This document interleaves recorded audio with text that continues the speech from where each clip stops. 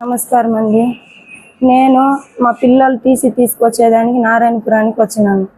బైక్లో తెలిసిన ఆయన్ని తోడుకొని వస్తే అప్పు తీసుకున్నందువల్ల టీసీని చింపేదానికి ప్రయత్నించినారు. నేను చేయలేసి పీక్కున్నాను. అయినా కూడా బట్టలనంతా గుంజి బయట వస్తేనే నన్ను కొట్టి లాక్కెళ్ళి చెట్టుకు కట్టేసి మార్చేసినారు. ముందు మా ఆయన్నే చేసినారు.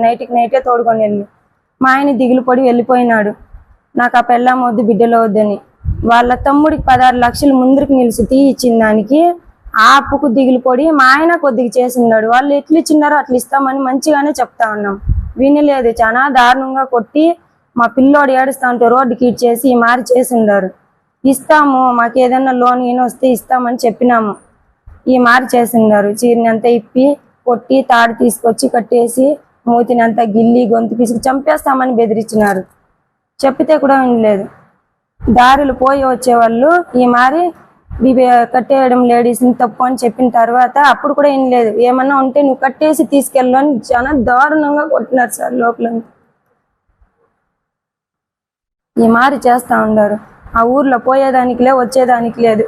తెగ ఇచ్చి నిన్ను పోయినాను నారాయణపురానికి. ఈ మారి చేసినారు. నేను వస్తే ఇట్లా చేస్తారని ముందునే చెప్తుంది. అయినా వినలేదు. తల్లిగా వచ్చి సంతకం పెట్టి టీసీ తీసుకొని పోవాల, పిల్లల భవిష్యత్తు ఇది అని చెప్పినారు.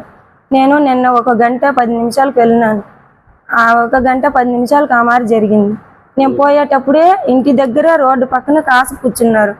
టీసీ తీసుకొని బయట వచ్చేటప్పటికి ఈ మారి చేసినారు. మునికేనప్ప, రాజా, వెంకటమ్మ, జగదీశ్వరి. పింఛన్ డబ్బులు కూడా మా పాపకి ఇచ్చేదాన్ని అప్పులు ఇచ్చిన వాళ్ళు పాప చేతిలోనికి పేర్కొని ఉండారు. 3 నెలలుగా పింఛన్ అయితే ఇయ్యలేదు. ఆ పాప ఇచ్చేదానికి మా అమ్మది అప్పు చేసింది ఇస్తానని వస్తే కూడా బెదిరించినారు మా పాపని. నాకు 3 పిల్లోళ్ళు, హ్యాండిక్యాప్, ఒక పాప, 2 ఆడపిల్లోళ్ళు, 1 కొడుకు.